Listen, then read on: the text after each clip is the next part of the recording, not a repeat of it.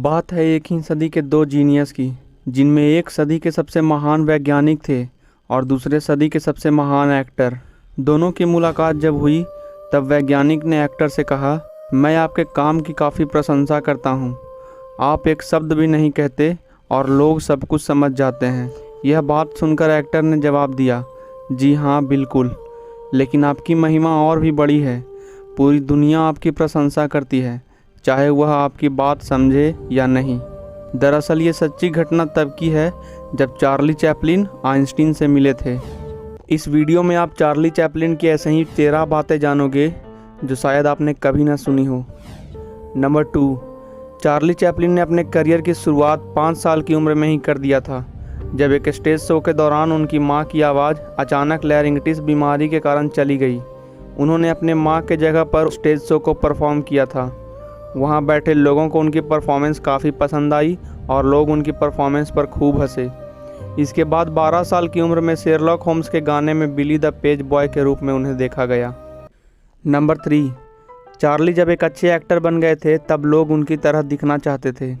इसके लिए कई जगहों पर कंपटीशन भी होता था, जिसमें चार्ली चैपलिन की नकल जो सबसे अच्छी करता था वह विजेता होता था। ऐसा ही एक कंपटीशन वाशिंगटन के बेलिंगहम में लिबर्टी थिएटर के बाहर आयोजित किया गया था, जिसमें मजाक में चार्ली ने भी भाग लिया था। लेकिन आपको ये जानकर हैरानी होगी कि उस कंपटीशन को असली चार्ली ने नहीं, बल्कि उनकी नकल करने वालों में से किसी एक ने जीता था।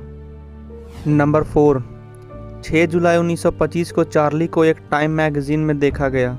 उस समय के दौर में किसी भी एक्टर के लिए ये एक गर्व की बात थी और चार्ली चैपलिन ही वे पहले एक्टर थे जिन्हें टाइम मैगजीन में देखा गया था।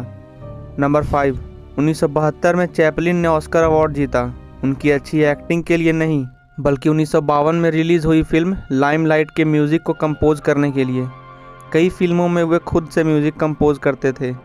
नंबर 6, उस दौर में अमेरिका के प्रेसिडेंट की इनकम $75,000 थी। 1916 में चैपलिन ने न्यूयॉर्क के म्यूचुअल फिल्म कॉरपोरेशन के साथ कॉन्ट्रैक्ट साइन किया, जिसके बाद उनकी इनकम $6,70,000 तक बढ़ गई। नंबर 7, कई लोग सोचते होंगे कि चैपलिन असलियत में ऐसे ही दिखते होंगे जैसा आप अपने मोबाइल स्क्रीन पर देख पा रहे हैं, लेकिन वे इस तरह का गेटअप सिर्फ फिल्मों में रखते थे। असल में वे ऐसे दिखते थे, लेकिन लोग उन्हें फिल्मी गेटअप में ही ज़्यादा पसंद करते थे। नंबर 8, अमेरिका में 40 सालों तक रहने के बाद भी वे अमेरिकी नहीं थे।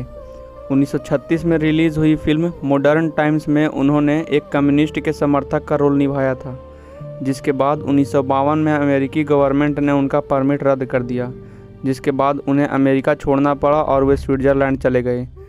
1972 में ऑस्कर अवार्ड लेने के लिए वे फिर से अमेरिका लौटे। नंबर 9, चार्ली चैपलिन ने अपने जीवन में 4 शादियां की थी।